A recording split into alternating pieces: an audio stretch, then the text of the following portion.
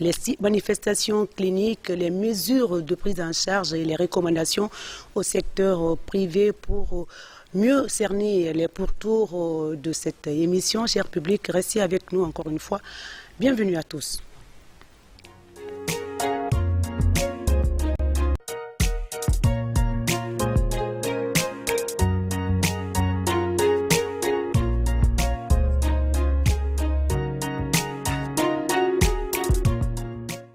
Retour sur le plateau du Dites-moi tout docteur, 55 minutes pour parler de notre thème du jour, notamment le coronavirus.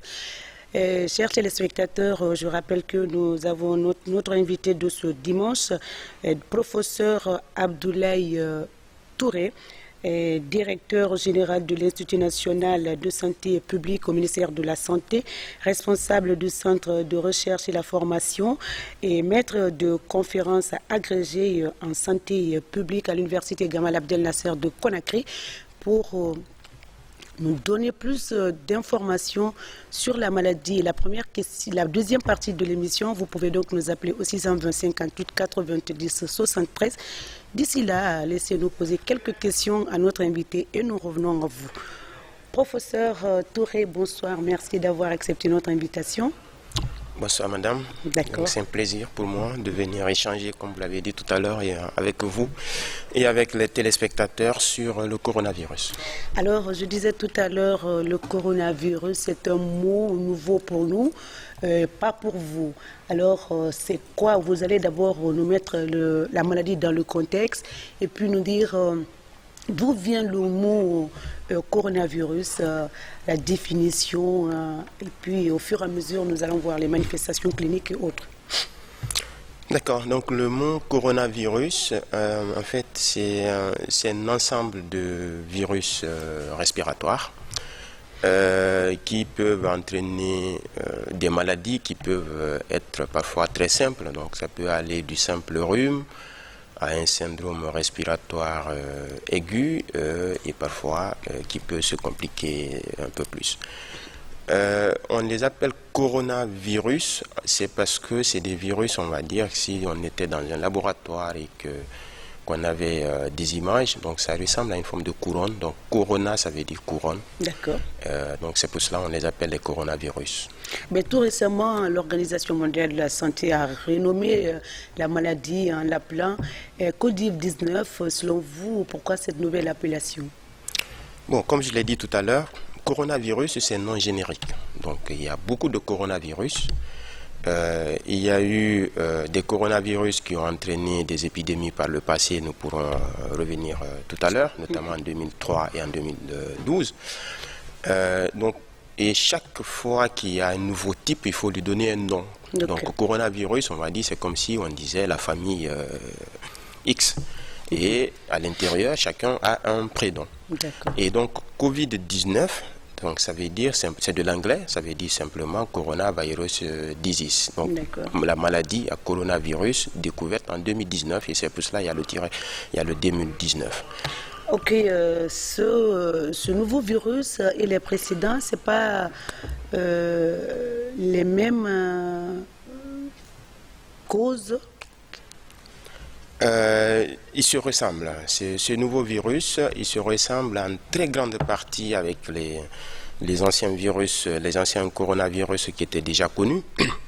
Mais comme vous le savez, quand il y a multiplication, donc il peut y avoir une petite différence dans sa constitution génétique qui fait qu'il peut ressembler jusqu'à 80-90% dans sa constitution génétique aux anciens coronavirus, mais sauf qu'il y a une proportion qui lui est spécifique. Et donc ça fait que ce nouveau, il faut lui dire nouveau, mais on ne peut pas continuer à dire nouveau coronavirus, parce que si en 2021, en 2024, il y a un autre encore qui apparaît, qu'est-ce qui va être nouveau et qu'est-ce qui va être ancien. Donc c'est pour cela, cette année, il a été rebaptisé Covid-19, mais il ressemble beaucoup aux anciens, peut-être pas la même gravité de la maladie, hein. On pourra revenir tout à l'heure, parce que les anciens coronavirus qui étaient connus tuaient beaucoup plus. D'accord. Celle-ci peut-être ne tue pas et espérons que ça ne tue pas. Alors, professeur, rappelez-nous un peu les causes de celle-ci, ce coronavirus au Covid-19. Les causes, si vous me demandez comment ça se transmet aux gens, d'accord, mais pour le premier cas, pour l'instant, ce sont des hypothèses. Des hypothèses parce que les coronavirus se retrouvent très souvent chez les chauves-souris. Très bien. Et donc les chauves-souris, on sait que ce n'est pas forcément la chauve-souris qui a dû transmettre à l'homme, mais il a dû avoir un autre animal intermédiaire et qui peut être soit les oiseaux ou d'autres animaux. Et, sauvages. Et comme vous l'avez constaté, quand il y a eu les premiers cas en Chine, c'était apparu dans une région où les gens faisaient beaucoup de commerce d'animaux, notamment des serpents, des porcs-épics, beaucoup d'oiseaux. Et c'est là où le premier cas était apparu. Donc ça vient sans aucun doute de l'animal, même si pour l'instant il reste un peu à faire dans le domaine de la recherche pour mieux clarifier quel animal était spécifiquement responsable du premier cas. Mais toujours est-il que quand ça atteint l'homme, la transmission est interhumaine. Voilà. Alors, parler donc, nous, les manifestations cliniques, bien, c'est vrai que c'est ce que nous voyons à l'antenne chez les autres. Nous n'avons pas encore connu ça. Prions Dieu que ça n'arrive pas chez nous. Alors, quelles sont les manifestations cliniques? Les manifestations cliniques ressemblent un peu aux manifestations de la grippe du rhume. Donc, c'est souvent des maux de tête que nous on appelle dans notre jargon médical des céphalées. Ça peut être de la fièvre ou de la gorge qui est un peu irritée, des courbatures, et ça peut aller parfois, chez certaines personnes qui sont dans un état un peu avancé, on peut constater des difficultés respiratoires qu'on peut appeler des dyspnées. Donc vous voyez qu'il n'y a pas un signe spécifique pour dire quand il y a ça, c'est coronavirus 2019, non, c'est un ensemble de symptômes. Et quand on a ça et qu'il y a d'autres événements autour, on peut conseiller l'intéressé de consulter un médecin, mais ça ne veut pas dire que c'est coronavirus, forcément. Alors, aujourd'hui, professeur Touré, vous l'avez dit tout à l'heure, le premier cas, c'était en Chine le 12 décembre, ben, si j'ai bonne mémoire. Mais depuis tout ce temps, c'est la Chine et les pays environnants qui ont connu cette maladie. Le premier cas aussi est annoncé en Afrique, en Égypte. Alors, l'allure à laquelle le virus se propage, vraiment, ça fait peur. Alors, quels sont aujourd'hui les dispositifs nouveaux que vous mettez en place, vous, le ministère et vos partenaires, pour contrer un peu cette épidémie? D'accord. Donc pour ce qui est des dispositifs, d'abord je voudrais rappeler que ce n'est pas aujourd'hui que le ministère de la Santé en Guinée a pensé à faire de la prévention de la transmission de ces maladies respiratoires. Parce que nous, on les classe dans le grand groupe des maladies respiratoires que nous appelons les syndromes grippaux de façon générale. Et donc, depuis 2018, l'Institut national de santé publique du ministère de la Santé surveillait déjà ces virus respiratoires pour savoir quels sont les types de virus qui circulent chez nous. Pour qu'au cas où il y aurait un jour une épidémie, si jamais il devait y avoir des vaccins, nous devons tenir compte de nos caractéristiques locales. Autrement dit, nous devons savoir a priori quels sont les types de virus qui circulent pour pouvoir faire les bonnes commandes. Donc ce travail, il est en place depuis 2018 et les laboratoires travaillent d'arrache-pied au quotidien pour rechercher les types de virus. Et le deuxième élément que le ministère de la Santé a mis en place, bien avant l'événement de l'arrivée de cette épidémie, le ministère s'est doté d'un plan de préparation et de riposte à une pandémie de grippe.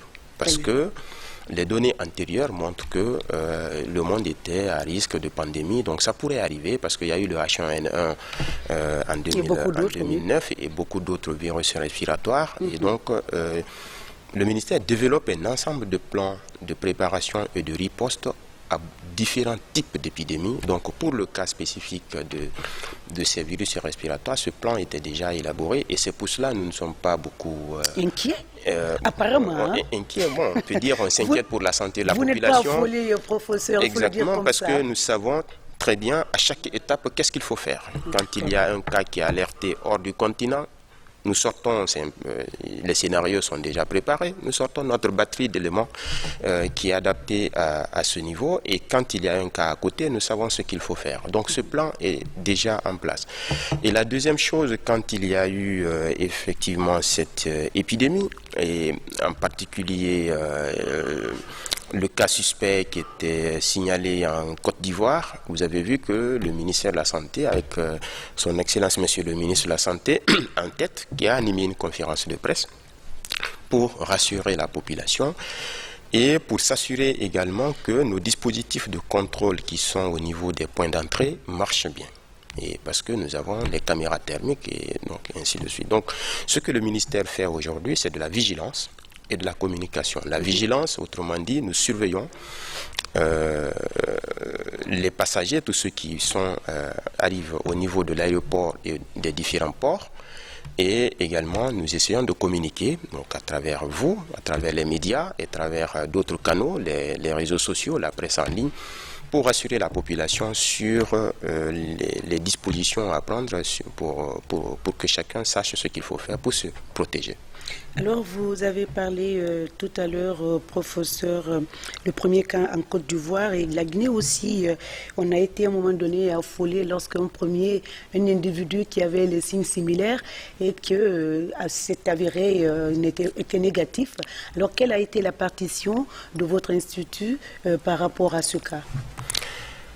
Donc, il s'agissait pour rappeler un peu, pour ceux qui n'avaient pas suivi ça de très près, mais il s'agissait d'un ressortissant chinois qui vivait en Guinée depuis très longtemps, et qui est un ouvrier qualifié qui est parti chez nos voisins au Sénégal, semble-t-il, pour dépanner un appareil dans son domaine.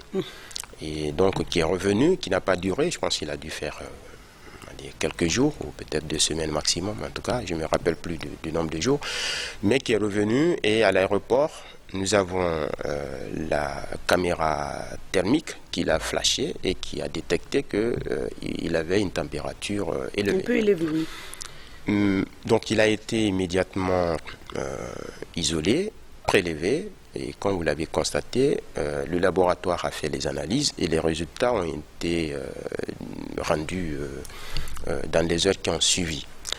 Mais il faut quand même se dire que c'était une chance pour la Guinée parce que, comme vous l'avez constaté, il y a eu des cas suspects dans 2 autres pays de la sous-région. Il y a eu plusieurs jours avant que ces résultats ne soient connus. Minimum 2, 3 ou 4 jours. Alors qu'en Guinée, le patient était prélevé le même jour. L'Institut national de santé publique, avec les autres centres de recherche aussi qui sont venus en appui, notamment le CREMS de Kindia. Et donc nous avons pris des dispositions pour analyser très rapidement les résultats, et les échantillons et rendre le résultat. Et donc voilà, quelque part, c'est ce que l'Institut a pu faire pour nous sauver parce que, comme vous le savez, les informations chez nous vont très vite. Si on n'avait pas su dans la même journée que le patient il n'avait pas le Covid-19, c'est les rumeurs, la panique qui allait naturellement s'installer. Alors bien sûr, professeur Touré, aujourd'hui le bilan s'annonce lourd en Chine et dans certains pays environnants. Et quelles sont aujourd'hui les données que vous partagez avec vos partenaires sur place à Conakry? Les données d'abord au niveau international, on peut rappeler que à ce jour, il y a plus de 60 000 cas déclarés. Ça aussi, il faut relativiser quelque part parce que la Chine a récemment revu un peu sa définition du cas suspect, donc ça fait que les chiffres sont allés aussi un peu plus vite. Mais ce que je veux dire, parmi les 60 000, il y a environ, ça c'est les cas suspects et les cas confirmés, il y a environ 50 000 qui sont des cas confirmés. Et parmi ces 50 000, 99% sont de la Chine.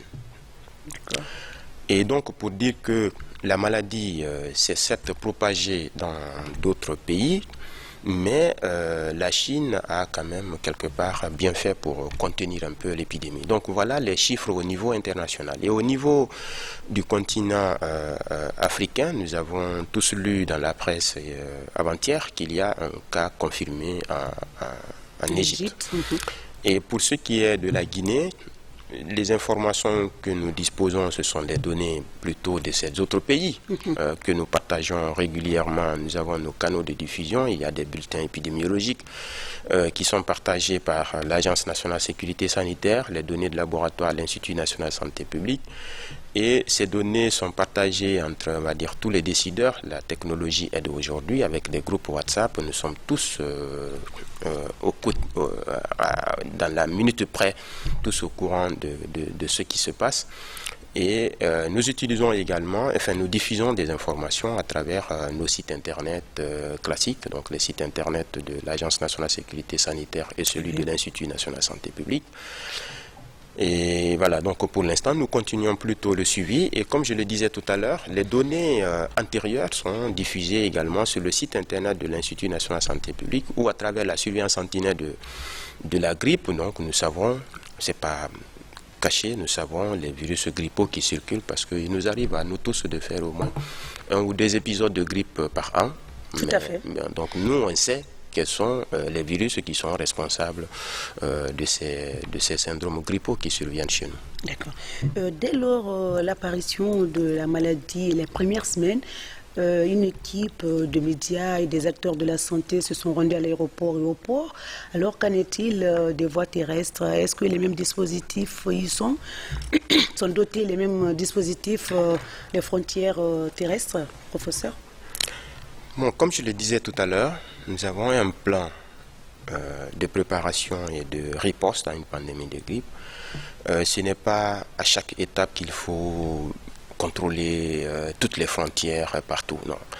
À ce stade, ce qui se passe en Guinée et qui se passe dans tous les autres pays de l'espace CEDEAO, c'est le renforcement de la surveillance au niveau des ports et des aéroports, parce que c'est là les principaux points d'entrée des gens qui pourraient venir des zones qui sont affectées. Donc, ce dispositif est mis en place. Nous le renforcerons, ou nous monterons un peu en échelle selon les circonstances, mais pour l'instant, les sites qui sont principalement à surveiller, c'est surtout l'aéroport et le port. Et pour le port, c'est peut-être la Guinée qui a beaucoup plus mis cela en place. Nous avons renforcé les dispositifs au niveau du port autonome de Conakry et les 2 ports, celui de Boké et de Kamsar. Mais les informations que nous avons chez nos voisins, les autres pays de la sous-région, c'est principalement l'aéroport, parce qu'on sait que tous ceux qui viendraient de ces pays où il y a l'épidémie, la principale porte d'entrée, c'est l'aéroport. D'accord. Professeur, l'heure aujourd'hui n'est pas à la panique au rumeur, vous l'avez souligné tout à l'heure. L'heure est à la communication, à la sensibilisation, au partage des données. Éviter, c'est cela, vous l'avez dit tout à l'heure, n'est-ce pas, professeur? Aujourd'hui, quelles sont les autres mesures de sensibilisation que vous pouvez prodiguer éventuellement à ceux qui suivent cette émission? Ceux qui suivent cette émission, en particulier la population générale, ce qu'on peut conseiller aux gens, donc en plus des mesures de prévention collective que nous, ministère de la Santé, nous pouvons mettre en place, il faut que chacun prenne des mesures de protection individuelle. Autrement dit, renforcer l'hygiène. De façon générale. De façon générale, pour soi-même. C'est-à-dire que l'utilisation du gel hydroalcoolique, lorsqu'on sait cette habitude, on l'a perdue après l'Ebola. Oui. On l'a perdue, sinon on avait les kits partout on passait, on se lavait les mains, mais le Guinée a perdu cette. Il faut que les bonnes habitudes là reviennent au niveau de la population, qu'on apprenne à se laver les mains à chaque fois que l'on quitte les selles, les marchés, et puis même après une sortie, qu'on se lave des mains. Exactement. Donc vous avez effectivement dit l'essentiel. Et il ne faut pas qu'on qu'on relâche les bonnes habitudes, je pense qu'il faut les conserver. C'est les mauvaises qu'il faut abandonner. Et donc, c'est une très bonne habitude de se laver régulièrement les mains avec l'eau, avec du savon, et utiliser le gel, la solution hydroalcoolique qui est à mon avis accessible à tous, parce qu'il y a différents formats, on n'a pas besoin des grandes boîtes, il y a parfois des petits tubes qu'on peut même glisser dans la poche même d'un costume, ça peut aller.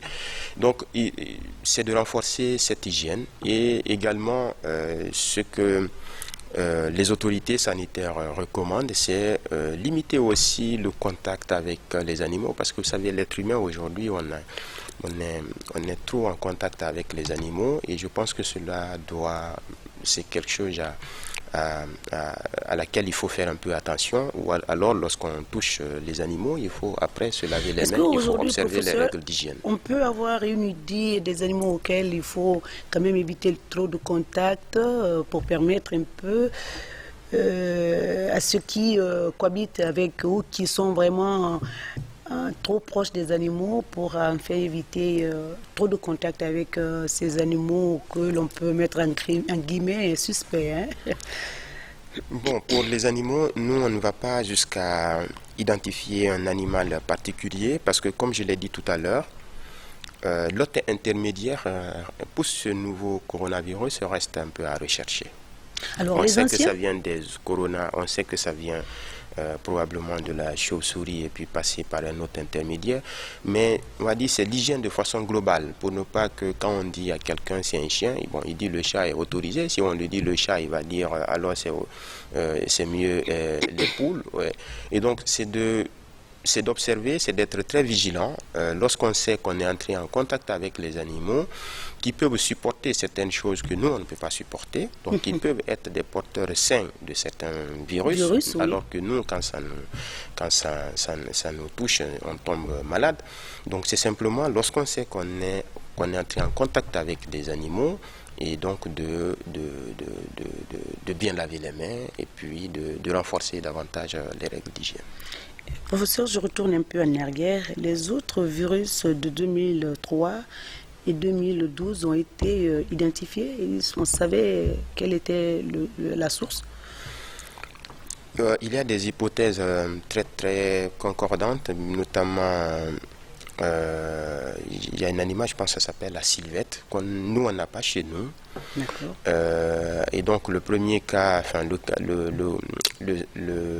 MERS, le virus le coronavirus, nous on appelle du Moyen-Orient, parce qu'il y a deux anciens coronavirus en fait qui ont causé des épidémies qu'on appelle classiquement le MERS et le SRAS. Le MERS c'est le coronavirus qui est responsable du Moyen-Orient et le SRAS c'est le syndrome respiratoire aigu.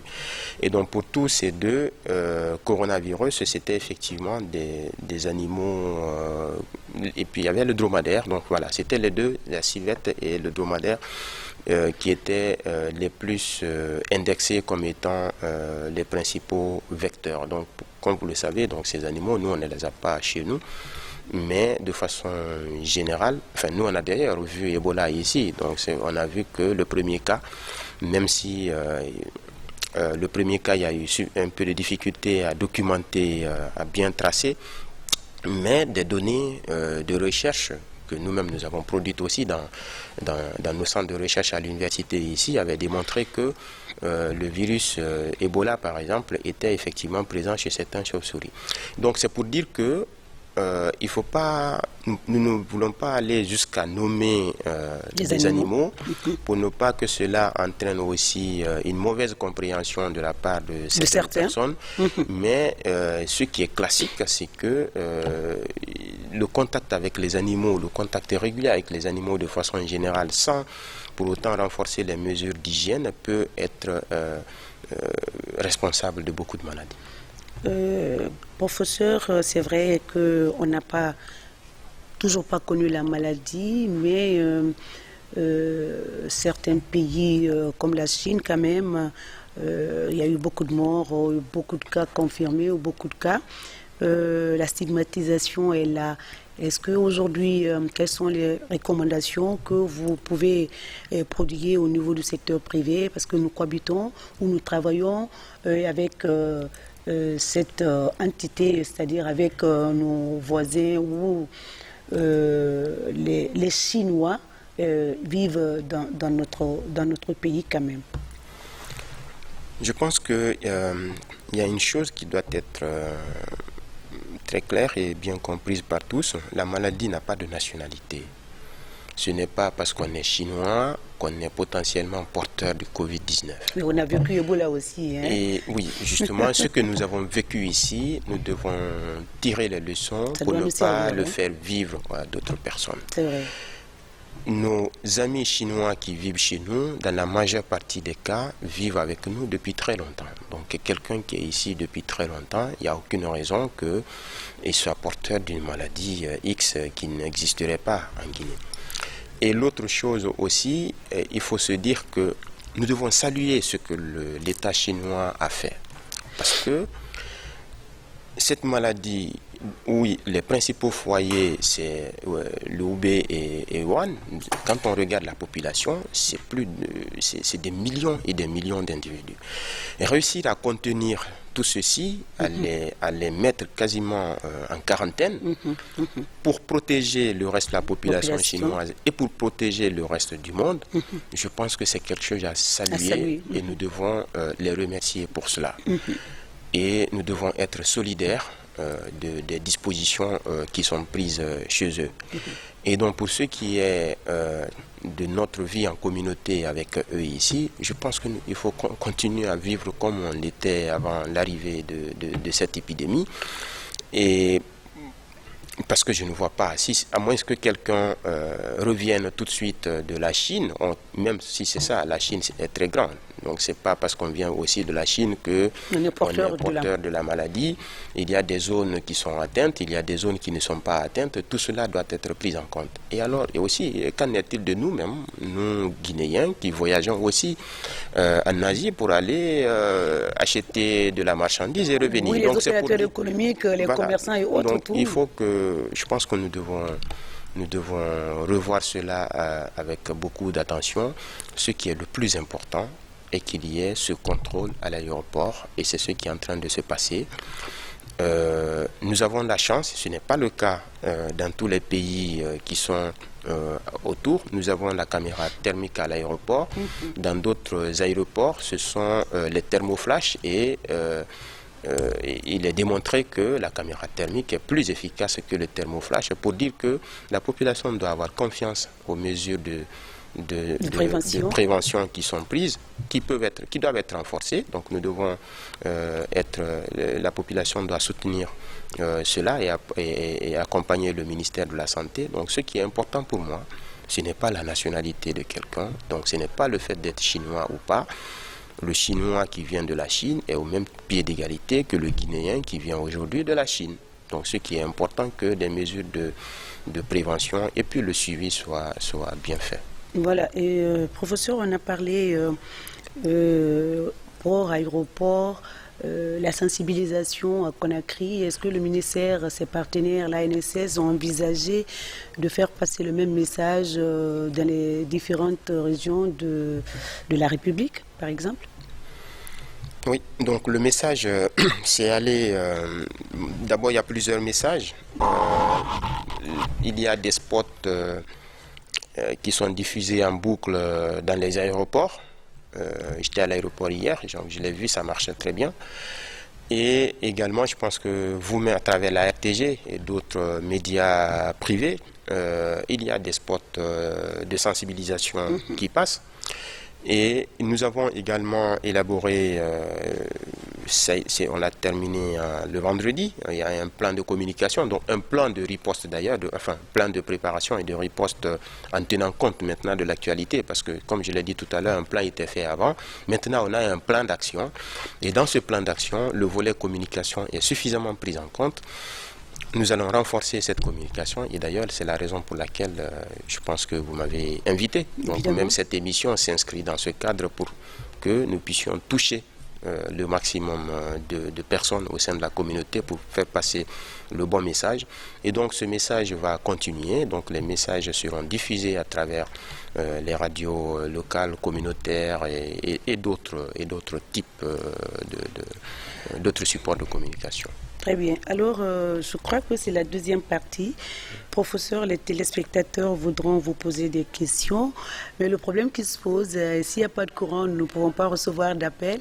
Alors, nous allons continuer donc à sensibiliser et au fur et à mesure jusqu'à ce que vous recevez des appels pour pouvoir répondre. Professeur, les recommandations. Vous avez parlé avant des recommandations, vous avez parlé tout à l'heure les plans de communication, les spots, les supports pour permettre à plus de personnes, à la population guinéenne de s'informer et de prendre des mesures. Alors cela a un coût. Le ministère, ses partenaires, est-ce qu'on peut avoir une idée de budget alloué à cela? Je ne peux pas vous donner de chiffres sur place parce que comme je l'ai dit tout à l'heure, nous avons terminé notre plan d'action le vendredi et c'est selon les différentes phases. Nous avons la phase d'alerte jusqu'à la phase de riposte. Mais ce qui est sûr, le ministère de la Santé est suffisamment accompagné par les partenaires. Donc tout le monde adhère à ce plan. Notamment l'Organisation mondiale de la santé qui suit tout cela et qui de très près et qui nous appuie avec le bureau qui est à Conakry, l'Organisation ouest-africaine de la santé et la Banque mondiale également, comme vous le savez, même pendant l'épidémie d'Ebola, la Banque mondiale a été un grand partenaire financier de la riposte contre l'épidémie d'Ebola et c'est ce qui se fait aujourd'hui également. Et tous les autres partenaires, notamment l'USAID, l'OIM, tous ces autres ONG qui sont là, tout le monde a pris, toutes les structures que tous les organismes que je viens de citer ont pris part à l'élaboration de ces plans. Et ce plan, il n'y a pas que la communication, il y a la surveillance, il y a le laboratoire, parce que le laboratoire est suffisamment à renforcer. Je pourrais revenir dessus si nécessaire.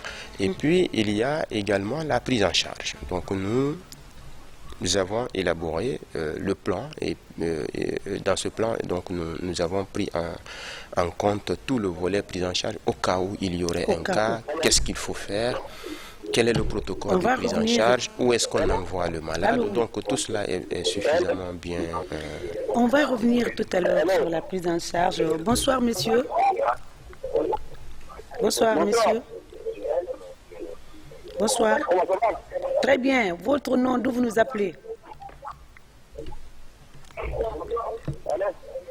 Oui, nous vous écoutons, mais éloignez-vous de votre poste téléviseur, s'il vous plaît.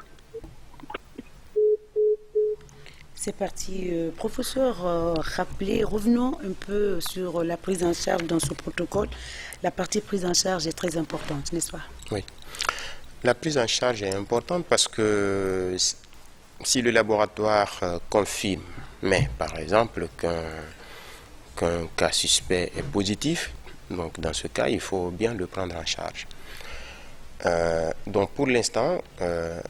Quels sont les sites prévus pour la prise en charge à part Nongo, le centre... Oui, donc comme vous l'avez dit, donc à Conakry, le principal site retenu, c'est le service de maladies infectieuses et tropicales de l'hôpital national d'Onka, mais qui est à cause des travaux actuellement sur le site du CTPI, le centre de traitement épidémiologique.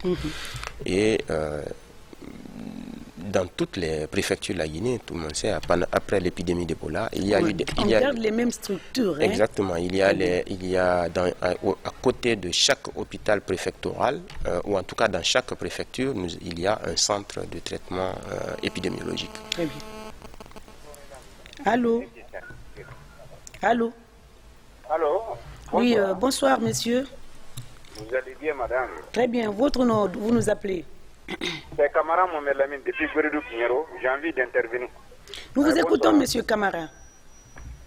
Je vous appelle depuis Guérédou Kignero. Depuis Sérédou? Kignero, d'accord.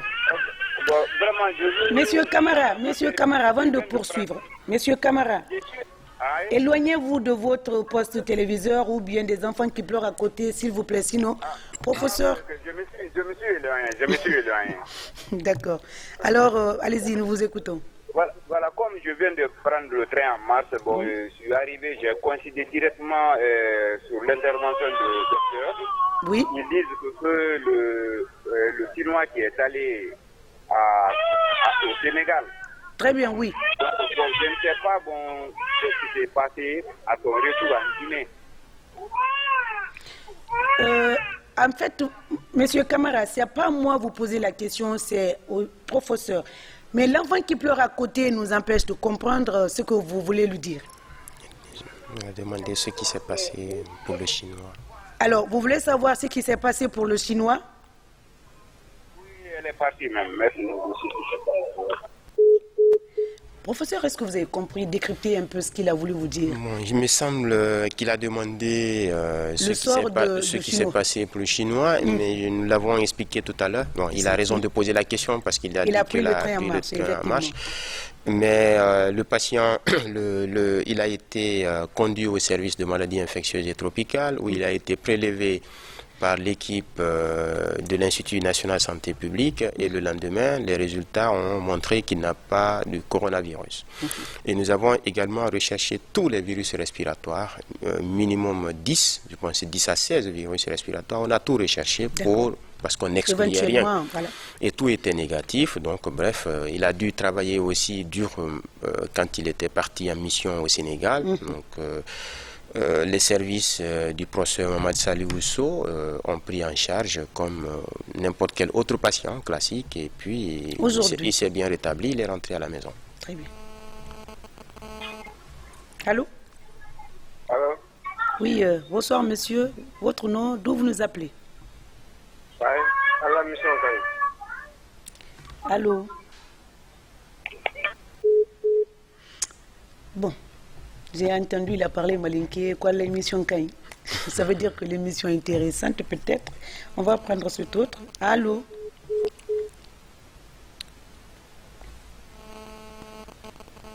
Allô? Allô? C'est parti, professeur, on parlait... C'est le téléphone des Bari et des Keita qui ne marche pas bien. Je suis sûr que ce sont eux qui appellent là. Ils ne savent pas bien se servir. Ils ne savent pas bien se servir du téléphone. Ils ne savent pas se servir. Allô, oui. Bonsoir, monsieur. Vous allez bien? Très bien. Votre nom, d'où vous nous appelez? Non, c'est depuis la casse. Vous appelez depuis? La casse de Dixon. La casse, d'accord. C'est monsieur comment? Votre question rapidement. Non, si c'est depuis la casse, je vous dis. Ok, ma question est ceci, est très simple.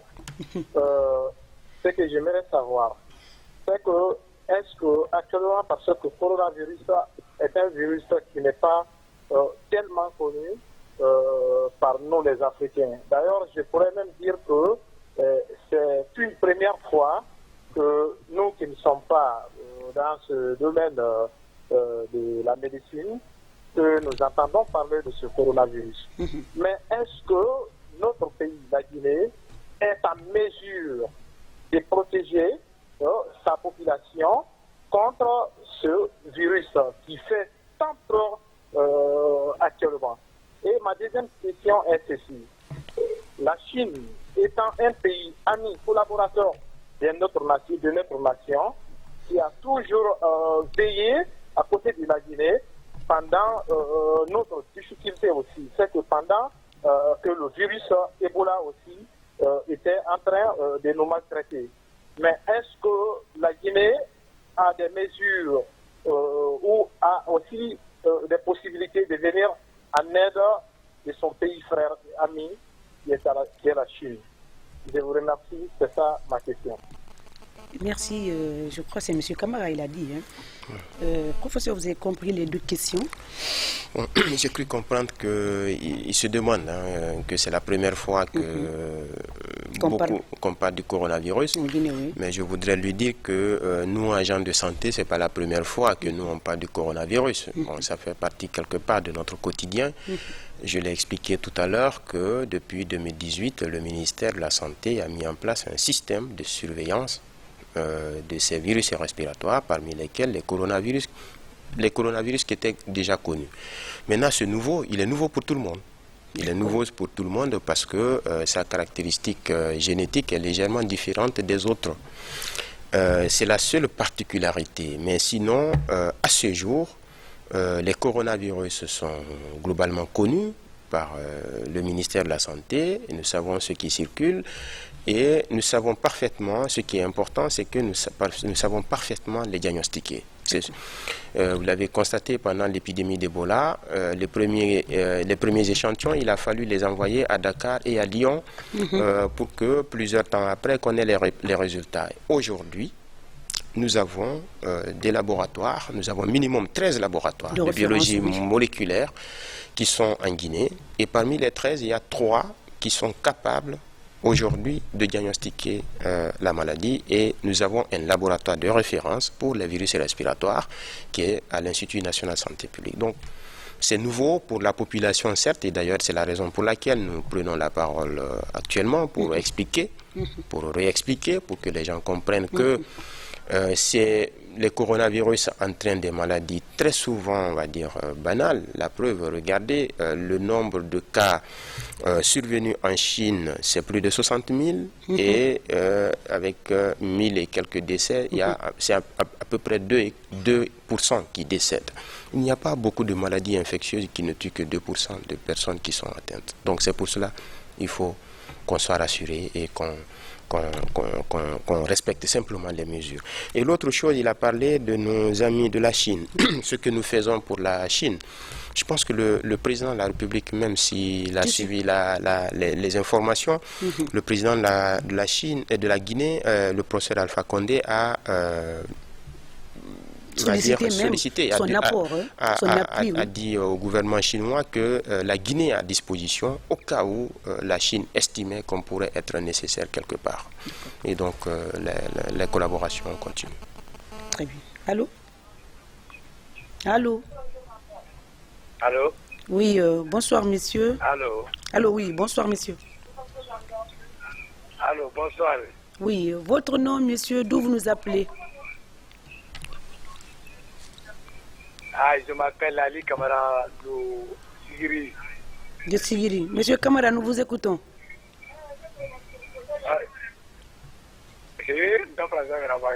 Allô?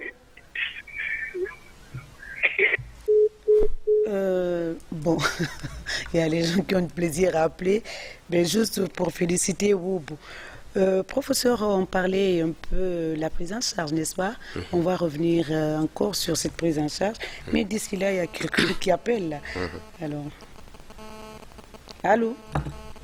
Allô, oui? Oui, allô. Oui, bonsoir, monsieur. Votre nom? Je suis Yula Fodé Mourik, depuis Kamsa. Monsieur Yula, nous vous écoutons.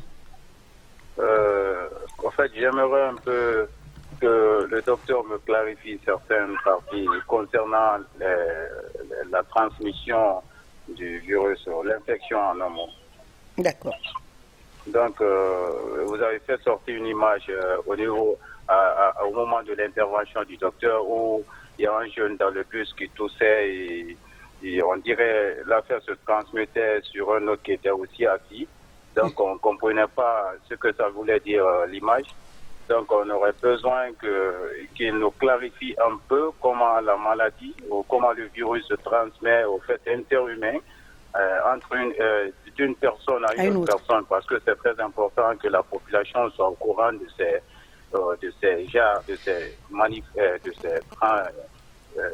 de comment ça doit se transmettre. Voilà, c'était juste ça.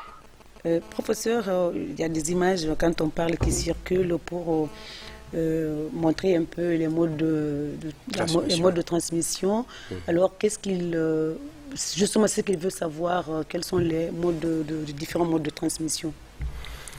Bon, pour aller, on va dire de façon très didactique, je voudrais qu'il compare la transmission ou le mode de transmission du Covid-19 au mode de transmission de la grippe que lui il connaît. Autrement dit, quand quelqu'un est grippé, s'il ne se lave pas la main régulièrement, il tousse, il protège pas le nez et la bouche. Donc, la maladie se transmet. Donc la maladie se transmet soit par voie aérienne, quand vous parlez à côté, quand on parle là, il y a des gouttelettes qui sortent. De salive, oui. Parmi ces gouttelettes, les grosses gouttelettes tombent tout de suite, à côté. Et les plus fines restent légèrement dans l'espace un peu. Et donc c'est pour cela, il est demandé, quand on pense que quelqu'un est grippé, ou alors quelqu'un est, par exemple, suspect de cette maladie, il faut à peu près 1 mètre entre vous quand vous parlez pour que les gouttelettes fines qui restent un peu dans l'espace pendant un petit temps ne vous parviennent pas. Ça, c'est la transmission, on va dire, aérienne. Et l'autre transmission, c'est la transmission manuportée. Donc c'est, je tousse, je mets ma main sur mes narines ou sur ma bouche, et puis après, les gouttelettes là, où je salis ma main, et après, je salue quelqu'un, donc je peux lui transmettre la maladie. Ou alors sur des surfaces solides. S'il y a les gouttelettes qui se posent là, et puis après que je pose ma main dessus, après j'utilise ma main aussi, donc je peux me contaminer. Donc, bref, le mode de transmission du coronavirus, du Covid-19, n'est pas différent du mode de transmission de la grippe classique. Donc, si vous voulez vous protéger, c'est les mêmes modes de protection individuelle. Encore une fois, je ne cesserai jamais de répéter, c'est le lavage régulier des mains avec l'eau, le savon, c'est l'utilisation de la solution hydroalcoolique parce qu'on ne peut pas accéder à l'eau et au savon partout. Si je sors d'ici, je monte dans ma voiture ou en allant à la maison, le plus pratique pour moi, c'est avoir ma solution hydroalcoolique parce que ça, je peux l'utiliser partout. Donc voilà ce que je peux dire de façon très basique. En gros, vous l'avez dit, très basique, voilà. Il faut les bonnes pratiques, c'est-à-dire il faut que les Guinéens apprennent à être, bon, je dirais pas à avoir les bonnes pratiques, se laver les mains. Quand on tousse, qu'on utilise les mouchoirs jetables, quand on finit de tousser, qu'on met ça dans les poubelles, et puis qu'on arrête de cracher, et qu'on crache dans les mouchoirs jetables et qu'on met dans les poubelles, qu'on se lave des mains. En tout cas, c'est des trucs qui vraiment pourra nous permettre d'éviter beaucoup de maladies d'ailleurs, pas seulement le coronavirus, d'autres maladies aussi. Donc c'est cela, c'était sa préoccupation. Allô? Allô? Les bonnes pratiques, le professeur, il a dit tout à l'heure, on ne cessera de répéter ça. Il faut que nous apprenions à se laver les mains après les selles, après les marchés. Les légumes, les femmes, quand vous quittez le marché, il faut utiliser une petite quantité d'eau de javel pour nettoyer les condiments. Il faut nettoyer notre habitation, débarrasser des ordures de nos habitations. Donc, c'est des bonnes pratiques qui pourraient nous permettre d'éviter coronavirus. Nous n'en parlons même pas. On ne parle même pas de coronavirus. On parle des maladies transmissibles, tout simplement. Il y a un autre appel, professeur, qu'on va prendre. On a encore le temps pour répondre à certaines questions. Allô? Allô? Oui, bonsoir, messieurs. Allô? Bonsoir, messieurs. Allô? Allô, oui, nous vous écoutons. Bonsoir, messieurs. Allô? Nous vous écoutons. Bonsoir, messieurs. Oui, allô? Les recommandations rapidement, professeur, inviter encore la population guinéenne de Conakry, de l'intérieur, qu'est-ce qu'il faut, les conduites à tenir? Les conduites à tenir, c'est de se protéger soi-même, donc renforcer les règles d'hygiène, limiter le contact avec les animaux, donc lorsque ce n'est pas possible et que les circonstances vous obligent, et après il faut encore une fois observer les règles d'hygiène basiques. Et également, lorsque vous vous sentez malade et vous sentez que vous avez de la fièvre, le nez qui coule, la gorge qui gratte un peu, consultez votre médecin ou consultez en tout cas quelqu'un du corps médical. Et lorsque vous avez des difficultés respiratoires également, il faut consulter un médecin. Très bien. Allô? Allô? Allô? Allô? Allô, oui, bonsoir, messieurs. Oui, madame, vous allez bien? Très bien, votre nom, d'où vous nous appelez? C'est M. M. Keita Aboubakar Sidiki. Je vous appelle depuis Bola. Depuis? Nous vous écoutons, M. Keita. Votre question. Allô? Bola Dambeila. Oui, nous vous écoutons, M. Keita. Ma question est la suivante. Oui, allez-y. Au moment de la période Ebola, on nous a fait croire que généralement la maladie vient des viandes de brousse. Est-ce qu'il y a encore spécifiquement d'autres animaux de brousse qu'il faut éviter totalement pour éviter la maladie là? Certainement, lui aussi, il a pris le train en marche. Hein. Voilà, vous l'avez évoqué tout à l'heure. Professeur, on est pris par le temps. Répondez rapidement et on va clôturer. Bon, je voulais lui dire, lui il a demandé, il a posé la question par rapport à Ebola. Aujourd'hui, nous parlons du coronavirus. Mais le seul point commun entre ces deux types de maladies, on peut dire que ce sont des maladies infectieuses, donc qui sont transmissibles. Et pour les éviter, parmi les mesures, entre autres, il faut simplement limiter le contact avec les animaux, la consommation de la viande de brousse. Mais je voudrais lui dire que c'est pas s'il nous écoute, mais que le sujet d'aujourd'hui, c'est plutôt le coronavirus. Très bien. Monsieur Keita, si vous avez compris, aujourd'hui nous sensibilisons autour du coronavirus, cette épidémie qui défraie la chronique. Et c'est opportunité pour nous d'inviter les acteurs de la santé, les experts, pour sensibiliser un peu la population guinéenne sur le sujet. Je rappelle, chers téléspectateurs, que nous étions avec professeur Abdoulaye Touré, excusez-moi, directeur général de l'Institut national de santé publique au ministère de la Santé, responsable du centre de recherche et la formation en Guinée, CERFIG, maître de conférences agrégé en santé publique à l'université Gamal Abdel Nasser de Conakry, qui a partagé donc ce plateau avec nous pour sensibiliser sur le coronavirus. C'était tout. On se retrouve la semaine prochaine pour parler d'autres thèmes. D'ici là, prenez soin de vous et observez les bonnes pratiques, se laver les mains et éviter des animaux, trop de contact avec des animaux de brousse jusqu'à ce que la maladie soit déclarée. Bye bye. Hein. Merci beaucoup. Merci à l'équipe technique qui m'a accompagné pour la réalisation de cette émission. Au revoir et à la semaine prochaine.